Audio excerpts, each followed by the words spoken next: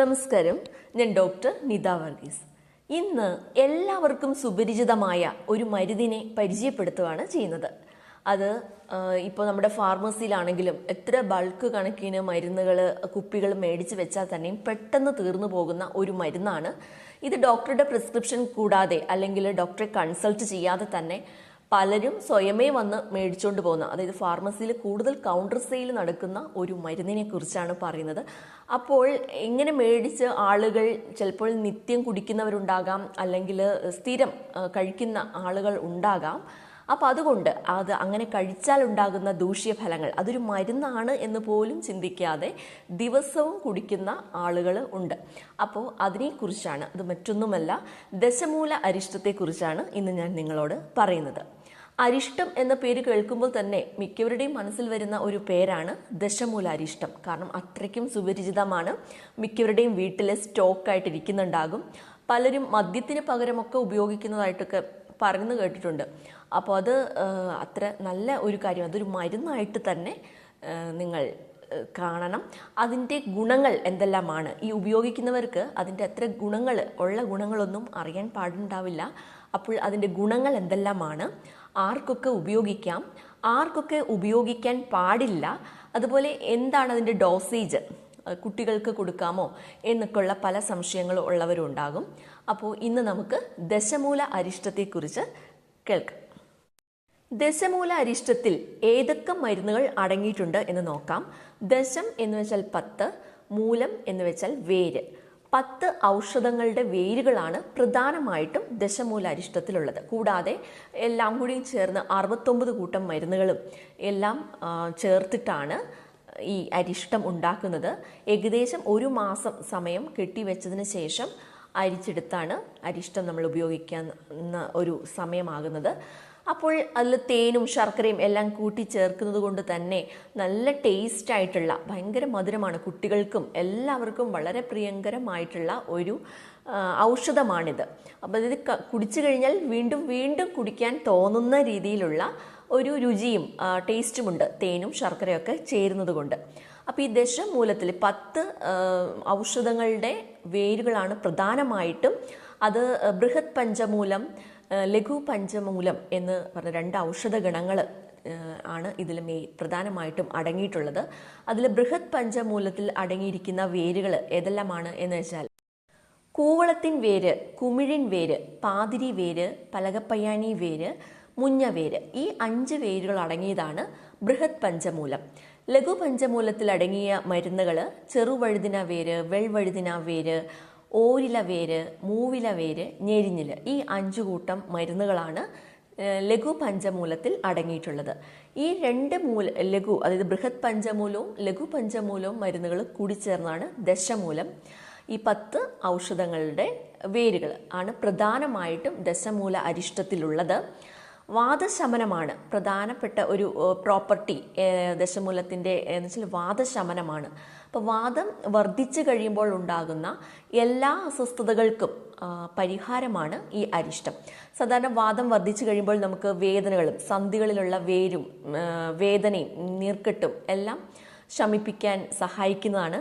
അതുപോലെ വാദം വർദ്ധിച്ചു കഴിയുമ്പോൾ ഉണ്ടാകുന്ന ഒരു അസ്വസ്ഥതയാണ് അഗ്നിമാന്ദ്യം ഉണ്ടാകും. അതായത് നമ്മുടെ ദഹന സംബന്ധമായ പ്രശ്നങ്ങൾ, പുളിച്ചിതകെട്ടൽ, നെഞ്ചരിച്ചിൽ, അതുപോലെ ദഹനക്കുറവ്, രുചിയില്ലായ്ക, അതായത് അഗ്നിമാന്ദ്യം ഉണ്ടായിക്കഴിയുമ്പോൾ കഫം വർദ്ധിക്കുന്നുണ്ട്.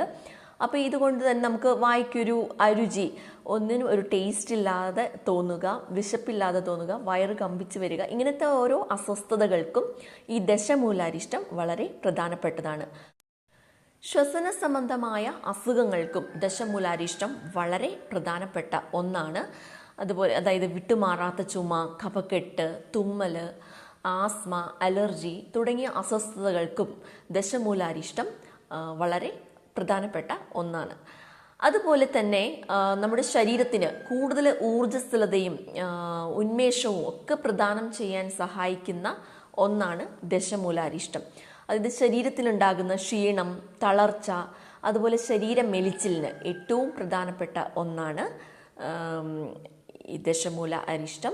അതുപോലെ തന്നെ ആർത്തവ സംബന്ധമായ അസ്വസ്ഥതകൾക്കും അല്ലെങ്കിൽ എന്തെങ്കിലും എന്താ പറയുക, നമ്മൾ പ്രീ മെൻസ്ട്രൽ സിൻഡ്രോം എന്ന് പറയില്ലേ, അങ്ങനെയുള്ള അസ്വസ്ഥതകളൊക്കെ മാറാൻ ദശമൂലാരിഷ്ടം നല്ലതാണ്. ആർത്തവകാലത്ത് ചിലർക്ക് അമിതമായി വേദന ഉണ്ടാകാം. അങ്ങനെയുള്ള വേദന ശമിപ്പിക്കാനുമൊക്കെ ഈ അരിഷ്ടത്തിന് നല്ലൊരു കഴിവുണ്ട്. അതുപോലെ പനി വരാൻ പോകുന്നതിന് മുമ്പുള്ള അസ്വസ്ഥതകൾക്കും പനിക്ക് ശേഷം നമ്മുടെ ശരീരത്തിനുണ്ടാകുന്ന ക്ഷീണത്തിനും തളർച്ചയ്ക്കും ഒക്കെ മാറ്റാൻ ഉള്ള കഴിവ് ദശമൂല അരിഷ്ടത്തിനുണ്ട്. അതുപോലെ വന്ധ്യതാ ചികിത്സയിൽ ഏറ്റവും പ്രധാനപ്പെട്ട ഒരു ഔഷധം തന്നെയാണ് ദശമൂലാരിഷ്ടം. അതുപോലെ പ്രസവാനന്തര ചികിത്സയിലും ദശമൂലാരിഷ്ടത്തിൻ്റെ സ്ഥാനം വളരെ വലുതാണ്. പ്രസവശേഷം ശരീരത്തിനുണ്ടാകുന്ന ക്ഷീണവും തളർച്ചയും അതുപോലെ വായുകോപത്തിനുമൊക്കെ വളരെ ഫലപ്രദമായിട്ടുള്ള ഒരു കോമ്പിനേഷനാണ് ദശമൂലാരിഷ്ടത്തിൻ്റെ കൂടെ ജീരകാരിഷ്ടവും മിക്സ് ചെയ്ത് കഴിക്കുന്നതൊക്കെ. അതുപോലെ ശരീരമെലിച്ചിൽ മാറ്റാനും വളരെ അത്യുത്തമമാണ് എന്ന് നമ്മൾ പറഞ്ഞു കഴിഞ്ഞു. അപ്പോൾ ഈ ഇത്രയും ഗുണങ്ങളുള്ള ഈ ദശമൂലാരിഷ്ടം പൈൽസ് പോലെ ഉള്ള, അതായത് അർശസ് രോഗികൾക്കും വളരെ ഫലപ്രദമായിട്ട് ഉപയോഗിക്കുന്ന ഒന്നാണ്. മൂലവ്യാധികൾക്കും ഏറ്റവും ഫലപ്രദമായ ഒന്നാണ് ഈ ദശമൂല അരിഷ്ടം. നമ്മുടെ ശരീരത്തിൻ്റെ ക്ഷീണവും തളർച്ചയൊക്കെ മാറ്റി ഓജസ്സും തേജസ്സും എല്ലാം പ്രദാനം ചെയ്ത് ബലം വർദ്ധിപ്പിക്കുകയും നമ്മുടെ ശരീരമെലിച്ചിൽ മാറ്റിയെടുക്കുകയും ശരീരപുഷ്ടി നൽകുകയും ചെയ്യുന്ന ഒന്നായതുകൊണ്ട് ഇതിനെ ഒരു ജനറൽ ടോണിക്കായിട്ട് ഉപയോഗിക്കാവുന്നതാണ്. അതുപോലെ ആൻറ്റി ഏജിങ് പ്രോപ്പർട്ടി ഉള്ളതുകൊണ്ട് തന്നെ ഇത് എല്ലാവർക്കും ഉപയോഗിക്കാവുന്ന ഒന്നാണ്. കുട്ടികൾക്കും അതുപോലെ മുതിർന്നവർക്കും എല്ലാവർക്കും ഒരുപോലെ ഉപയോഗിക്കാൻ പറ്റുന്ന ഒന്നാണ് ദശമൂല അരിഷ്ടം. ഇനി ആർക്കൊക്കെ ഉപയോഗിക്കാൻ പാടില്ല എന്നുള്ളത് നമുക്ക് നോക്കാം. ഇതിൽ കൊടുവേലി എന്ന മരുന്ന് അടങ്ങിയിട്ടുള്ളതിനാൽ തന്നെ ഈ അധികം അൾസർ ഉള്ളവർ, അസിഡിറ്റി ഉള്ളവർ, നെഞ്ചിരിച്ചിൽ, പുളിച്ചിതകിട്ടൽ അധികമായിട്ടുള്ളവരിലൊന്നും ഈ അരിഷ്ടം കുടിക്കാൻ പാടില്ല. അതുപോലെ പ്രമേഹ രോഗികൾ, അതിനകത്ത് തേനും ശർക്കരയും ഒക്കെ നന്നായിട്ട് അടങ്ങിയിട്ടുള്ളതുകൊണ്ട് തന്നെ ദിവസവും കഴിക്കാൻ, അല്ലെങ്കിൽ പ്രമേഹ രോഗികൾക്ക് ഇത് കഴിക്കുന്നത് അത്ര നല്ലതല്ല. പിന്നെ കഴിക്കാൻ പാടില്ലാത്തവർ, വിശപ്പ് കൂടുതലുള്ള ആളുകളുണ്ടല്ലോ, അഗ്നി വർദ്ധിച്ചിരിക്കുന്നവർ, അപ്പോൾ അങ്ങനെയുള്ളവരും ഈ അരിഷ്ടം കുടിക്കുന്നത് നല്ലതല്ല. നെഞ്ചിരിച്ചിൽ, അസിഡിറ്റി, അൾസർ എന്നിവരുള്ളവരും അതുപോലെ ഗർഭിണികളും പ്രമേഹ രോഗികളും മറ്റ് ശരീര അസ്വസ്ഥതകളുള്ളവരും ഒരു ഡോക്ടറുടെ നിർദ്ദേശപ്രകാരം മാത്രമേ ഈ അരിഷ്ടം കുടിക്കാവൂ. അതുപോലെ തന്നെ ഡോസേജ് ആണെങ്കിലും ഓരോരുത്തർക്കും വ്യത്യസ്തപ്പെട്ടിരിക്കും. അതുകൊണ്ട് ഞാൻ ഇവിടെ പറയുന്നില്ല. ഒരു ഡോക്ടറെ കണ്ട് അവരുടെ അഗ്നിബല്യം അനുസരിച്ചും ശരീരപ്രകൃതി അനുസരിച്ചിട്ടൊക്കെയാണ് ഡോസേജ് നമ്മൾ നിശ്ചയിക്കുക. അപ്പോൾ അതുകൊണ്ട് ഒരു ഡോക്ടറുടെ നിർദ്ദേശപ്രകാരം മാത്രം ഈ ഔഷധം സേവിക്കാനായിട്ട് ശ്രമിക്കുക.